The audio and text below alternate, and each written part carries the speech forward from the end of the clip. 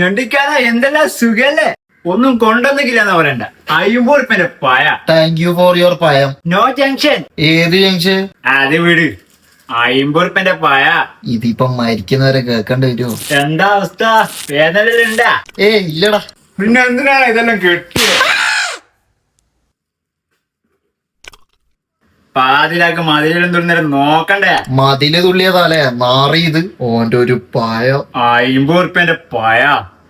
വണ്ടി ചാമ്പാൻ പോകുന്നവരെ ഒന്ന് പറഞ്ഞൂടെ ചാമ്പാൻ പോകുന്ന?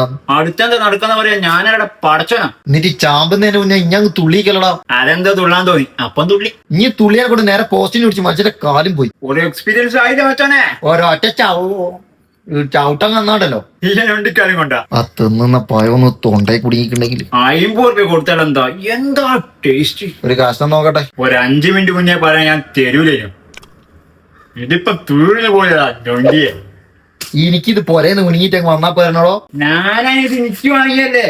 അടുത്തത് കൊടുത്താ തോലിക്കുന്നു. എന്നാലും 50 ഉറുപ്പ്യന്റെ പയം കണ്ടാ പറയും. ഇനി ഒരു കാര്യം ചെയ്യും, ഈ പയം തിരിച്ചു കൊടുത്തിട്ട് 50 ഉറുപ്പ്യ വാങ്ങിക്കും. എനിക്ക് വാങ്ങിയ പയം തിരിച്ചു കൊടുക്കാനാ? എടാ ഞൊണ്ടിയെ, എനിക്ക് ഇങ്ങനെ ആക്കട്ടെ.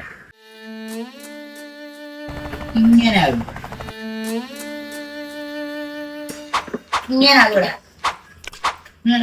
എടാ നിജോ ഒന്ന് കാല് പറഞ്ഞേരും. ഞാനൊന്ന് 50 ഉറുപ്പ്യന്റെ പയം തിന്നോട്ടെ. എന്തോ ആന്നാടാ, ഒന്ന് വേഗം നോക്ക്. ഓന്റെ 50 ഗുണം വേണ്ട പായോ.